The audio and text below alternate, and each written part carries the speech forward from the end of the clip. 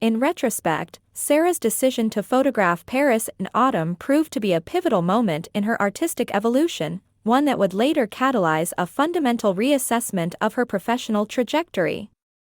While ostensibly capturing the iconic Eiffel Tower framed by golden foliage, she was, in fact, documenting her own transformation, a metamorphosis as subtle yet profound as the seasonal changes surrounding her. Standing on the Pont de Berghem, her DSLR camera poised to capture the interplay of light and architecture, Sarah contemplated the dichotomy between permanence and transience that permeated both photography and life itself. Her vibrant red scarf, a striking contrast against her practical brown jacket, fluttered in the autumn breeze, a visual metaphor for the passion that had increasingly begun to disrupt the pragmatic facade she had maintained throughout her corporate career. Had she not embarked on this Parisian sojourn with Tom, she might never have confronted the mounting dissonance between her vocational obligations and her artistic aspirations. Conversely, had she recognized this tension earlier, she would have restructured her life to accommodate both impulses, rather than compartmentalizing her existence into the binaries of necessity versus fulfillment. "The quality of light at this latitude is extraordinary," observed Tom, who had been quietly watching her work for several minutes. "There's an almost tangible luminosity that diffuses through everything." Sarah adjusted her aperture before responding. "It's the convergence of several atmospheric phenomena, the angle of the sun in autumn, the moisture content in the air after yesterday's light rainfall, and the reflective properties of the Seine." She lowered her camera momentarily. "But the technical explanation doesn't quite capture the emotional resonance, does it?" Tom smiled, accustomed to Sarah's increasing tendency to oscillate between technical precision and aesthetic contemplation. In the 3 years they had known each other, he had witnessed her evolution from a hobbyist with a good eye to a photographer with a distinctive visual philosophy. "Emma called while you were composing that last shot," he mentioned, referring to their mutual friend whose success in the art world had inadvertently become a benchmark against which Sarah occasionally measured her own progress. "She's been commissioned to document the revitalization of several Parisian neighborhoods for an architectural journal. She wondered if we might reconvene this evening to discuss potential collaboration." Sarah's expression revealed a complex emotional landscape, enthusiasm tempered by apprehension, ambition mitigated by self-doubt. "Does she genuinely value my perspective, or is this merely a generous gesture toward an amateur?" "You're hardly an amateur anymore," Tom countered, gesturing toward her camera. "Your recent exhibition at the community gallery might have been modest in scale, but the critical reception was unequivocally positive. Besides, Emma isn't one for empty magnanimity. If she's proposing collaboration, it's because she perceives complementary strengths." The blue and white sightseeing boat that had been navigating the Seine beneath them now emerged from under the bridge, its passengers momentarily looking upward at the two figures engaged in conversation. Sarah instinctively captured the moment, the juxtaposition of static architecture and fluid movement, of permanent landmark and ephemeral human experience. "I'm beginning to reconsider the conventional wisdom regarding specialization," Sarah mused, reviewing the image on her display screen. "The prevailing logic in photography, as in many fields, advocates for developing expertise in a single genre: portrait, landscape, architectural, documentary. Yet I find myself increasingly drawn to the intersections, the liminal spaces where categories overlap." "That liminality is precisely what distinguishes your work," Tom affirmed. "While others might photograph the Eiffel Tower as an isolated monument, you consistently contextualize it within a complex visual ecosystem, the surrounding natural elements, the human interactions in its vicinity, the meteorological conditions that modify its appearance." Sarah contemplated this assessment while adjusting her beige tote bag, which contained not only her photography accessories but also her journal, where she had been documenting her evolving thoughts on visual storytelling. The bag, like her red scarf, had become something of a talisman, accompanying her through countless photographic explorations across multiple continents.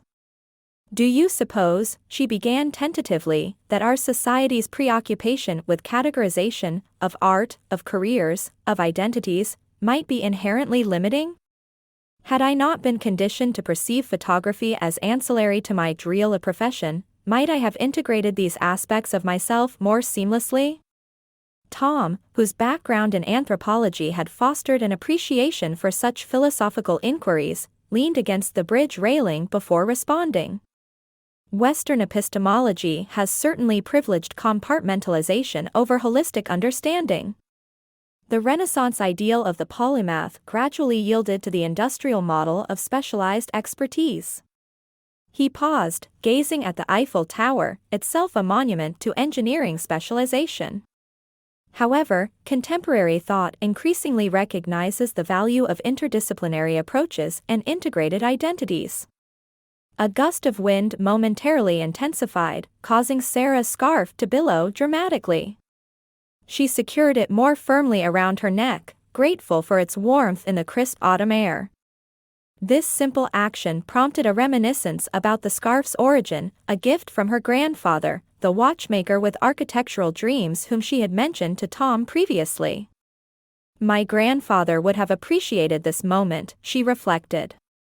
He often spoke of how watchmaking and architecture shared fundamental principles, the balance between function and aesthetics, the importance of precision, the relationship between individual components and the cohesive whole.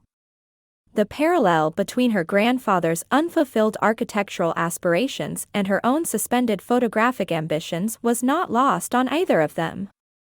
The intergenerational echo of creative compromise hung in the air, unspoken yet palpable.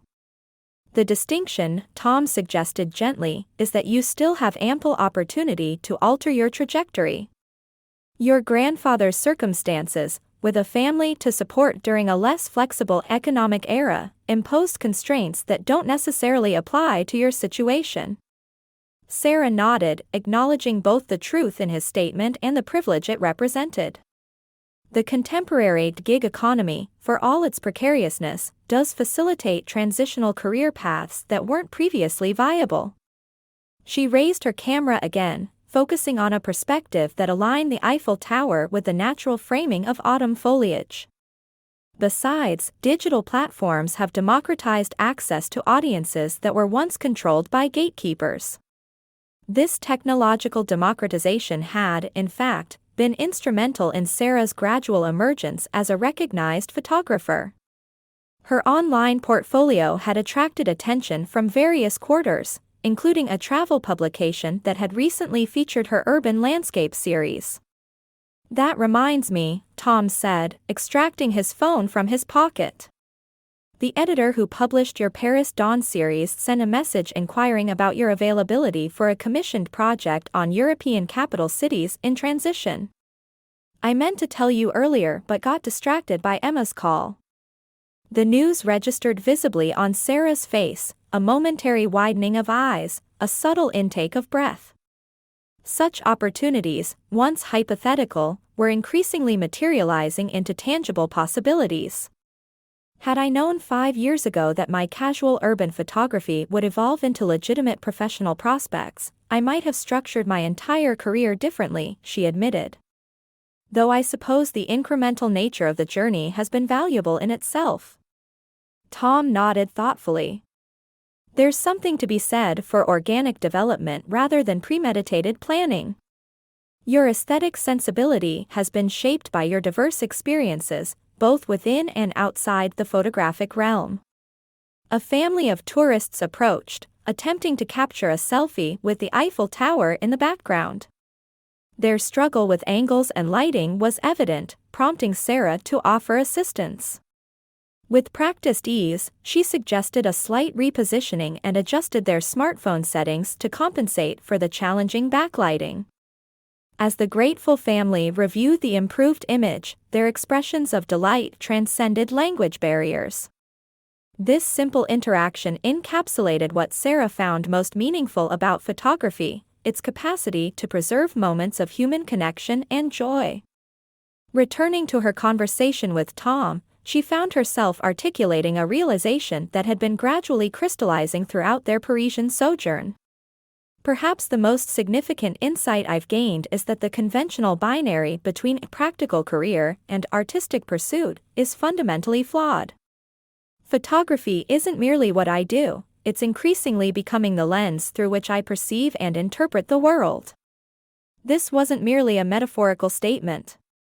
Sarah had noticed how her photographic practice had altered her perception even when the camera was absent. She found herself constantly observing light patterns, compositional possibilities, and visual narratives in everyday scenes.